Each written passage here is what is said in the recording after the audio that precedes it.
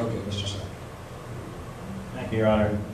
I was actually somewhat wishfully hoping that today in the public speaking portion, maybe the superintendent or members of the Board of Ed would come before and say they'd worked something out where the cabinet and the superintendent are going to decline these raises, given the economic condition of our state, country, and the tight economic times of our citizens.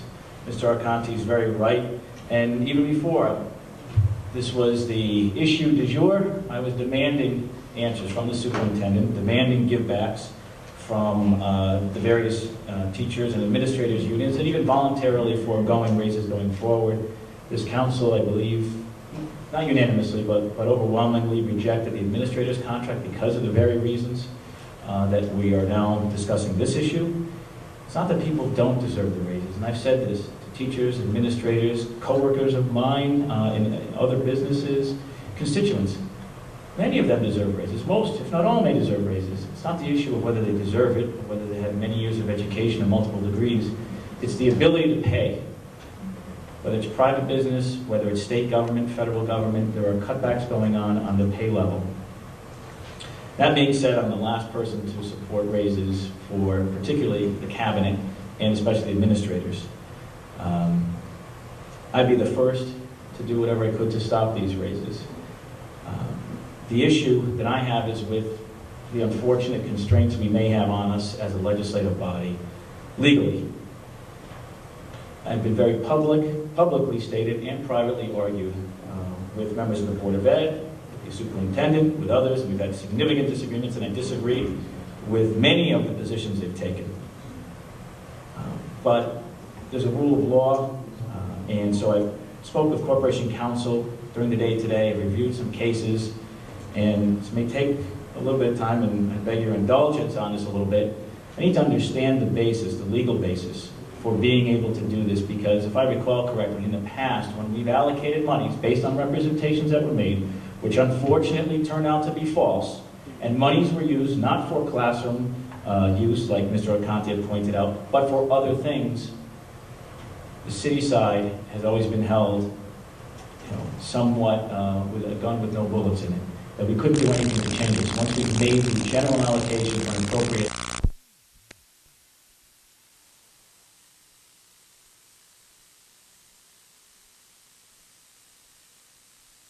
explain to me the legal basis on which we can do this, and how that's distinct from other interpretations we've had over the many years many of us have been on this council. I think Mr. Pinto has us locked and loaded. So, Mr. Pinto. Well, it's locked and loaded. Folks, the issue here, and I'll frame it very simply, and we get further from it, but the issue is this. The question in this case is whether there was an appropriation at all. The legal argument that supports what the council's motion that's before the council right now is that there was never an appropriation at all made by this council. Why is that? That's because the council committee, the education committee chaired by Councilwoman Stanley, here in this room, vetted the information, including the proposed appropriation.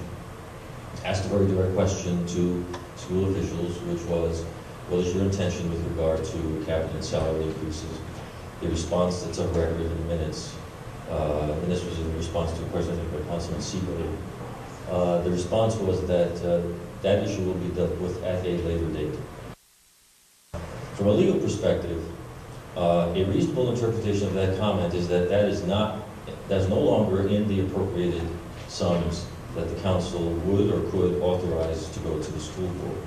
It turns into what's statutorily termed a supplemental appropriation. That is a statutory term for funds which exceed the appropriation provided by the funding authority, which is, in this case, the City Council, and towns, it's the Board of Finance, or Selectmen, or otherwise.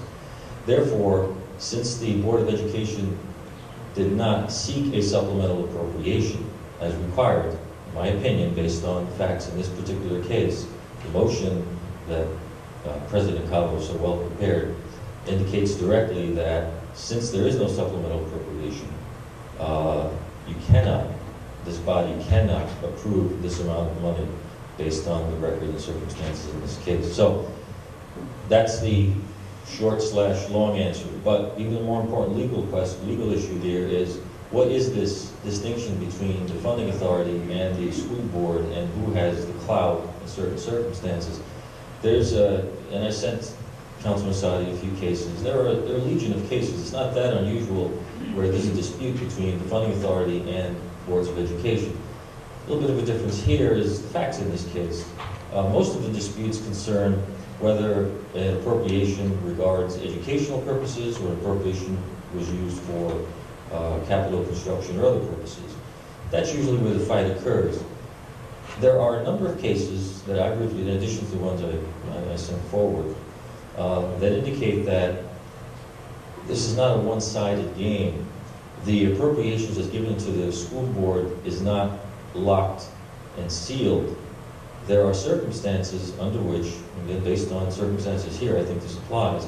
There are circumstances in which the funding authority can and must exercise its discretion in cases where the law has found that the educational purposes served were not as represented, and the educational purposes served reach over into areas more properly in the lap of the funding authority. That's one of these cases. So, bottom line is that the appropriation had never occurred in this case. Therefore, we do not get into the situation where funds are provided to the school board, and as Councilman Saadi said, you can never take them back. That's the difference in this case. There should have been a supplemental appropriation, and it was not. Thank you. With regard to the issue of supplemental appropriation, and I can't believe that I'm actually arguing a position somewhat on the side of the Board of Ed on this. This is amazing. Oh, I can. It's, you know, notwithstanding how much I can't stand this, it's an issue of law for me, and I've gone through the record and I haven't found any request for additional monies, and couldn't we then say that you'd be precluded from any additional appropriation? If you ask for more money as a Board of Ed in order to fund this, we would deny it. Or if you ask for $100,000 to fund something else in the school system that you need, like, fine, you'll get the $100,000 minus the amount that you've given as a raise to these administrators, because now you're asking for additional funds on top of the general appropriation we gave. Going back to the issue of what the representations were during the committee process, and I do believe there are misrepresentations, honest, and there has been in the past with other boards of education, other superintendents. But the cases that you gave me, and reading from them, and one of them, the defendant, the town conceded that all appropriations placed in the plaintiff's Board of Ed's budget may be expended by the plaintiff within its discretion. And that basically, if there were abuses of this, that's up to the electorate to replace those people who abuse that trust and authority. And that only when it was a violation of an educational purpose or a violation of a specific provision in the city charter, for example, having a divided operating and capital budget, only then could the legislative body potentially step in. Moving appropriations within the existing budget given to them, no matter how important it is, and they should be doing it, if they appropriate from within the dollar amounts they were given by this council, by a majority of this council, how is that supplemental, and how is changing that or disallowing that in their appropriated budget upheld by these cases that you gave me? Here's my opinion on that. The normal case is just as you described. Okay, an appropriation is provided by the funding authority, and within that, the Board of Education may properly adjust and use the appropriated funds for purposes that it deems necessary. However, in this case, the appropriation never occurred. That's the difference. The appropriation could only occur if the recommendation from the funding authority went forward with information that would allow it to make an appropriating decision. And here the record reflects that an appropriation for this amount of money was not made. So therefore you could not take that sum of money and redesignate it into a budget for which no appropriation that amount was made. That's the essence of the issue here, and it's based on circumstances in this case. Those cases, Tom, and others, as I said, there are a large number of them, all have facts that are different. The elemental rule is as you described it, that is that normally, absent facts such as we have here, an appropriation to a school board properly made, and I want to emphasize the last two words, properly made, is within the jurisdiction of the Board of Ed in most cases. Now, even there are cases, and you'll see them, there are cases and situations where there's been challenges to use of money, reappropriation of money, redesignation, I should say, of money by the school board, where it reached beyond what the courts have found would be the normal purposes of 10-222 of the statutes. Rather, the courts viewed 10-241 as the appropriate section of the statutes which allowed the funding authority to override that appropriation. So, even in cases where we don't have these facts, there's still an argument that there's not unfettered, unbridled discretion on the part of the school board. If I could just really slip in real quickly here. If Dr. Pascarella had said, yes, I plan on giving raises, we could not go back and amend the budget. I would agree with that, yes. Just wanted And to continue, going back into these cases and going to what is not allowed, it's Board of Eds are not allowed unfettered. You know, they couldn't take the money and build a casino on school property. They couldn't go in and hire, you know, clowns to come in and teach classes. Okay. Circus clowns.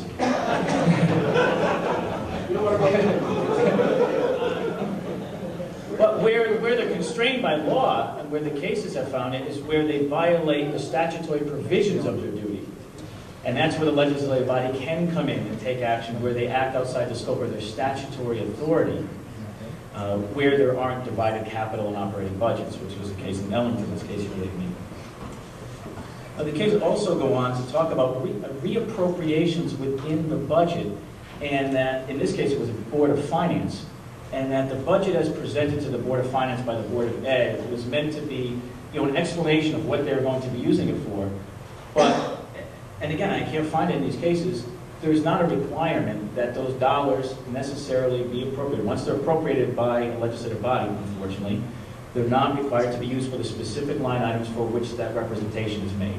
So if they made it for textbooks, $500,000, then they end up using it for something else. We can't go in and say we're taking away that $500 unless you use it for textbooks, no matter how much I'd like to do that. That's so, it. And that's where I'm having the stumbling block, and you know, I don't see it on a supplemental. I do see misrepresentations in the process, but I don't see actions outside of statutory authority. And I wish that the Superintendent Board of Ed would resolve this by just saying we're not going to do it, and that would end this. Look, Tom, lawyer to lawyer, the issue, the justiciable issue that would go to a court of law for declaratory judgment, whatever it means that somebody challenged this, would basically argue the point of whether this was an appropriation or not in the first place. And I think that's a winner. I think there's credible arguments here. Okay, I say a winner, I shouldn't be so bold about it. There's a reasonable argument here that a representation to a finder of fact that there was no appropriation would be a strong argument, in my opinion, based upon the record in this case. Why is it so important to think that?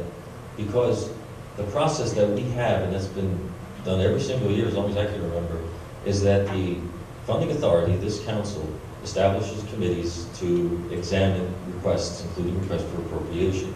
If that committee does not have information submitted to it, or has information that is defective somehow, and therefore makes a decision based on that defective information, it cannot appropriate that fund forward. And that's the issue here. Could have been cured easily by a supplemental request returned to this council as allowed by law to provide that additional money as needed for salary increases. Make that request, it's not an issue, it can be debated, turned down, and whatever. But that's the way, under these circumstances, it should have been done. And let me just say that, I don't want to interrupt anybody, but we did have a very positive meeting Tuesday night with the board. And all of us are looking forward in terms of some of the things that we need to do for the next budget. And the board pretty much had felt they didn't vote, but there was consensus that they weren't going to challenge our actions tonight. But having said that, we also said we need to move forward for the betterment of the community and the kids. Go ahead, Mr. Thank you. I probably still have the board. No. I'm going to read you something. The monies belong to the plaintiff's budget, the Board of Education. The defendant had no discretionary power to place them elsewhere. This is in the Ellington case.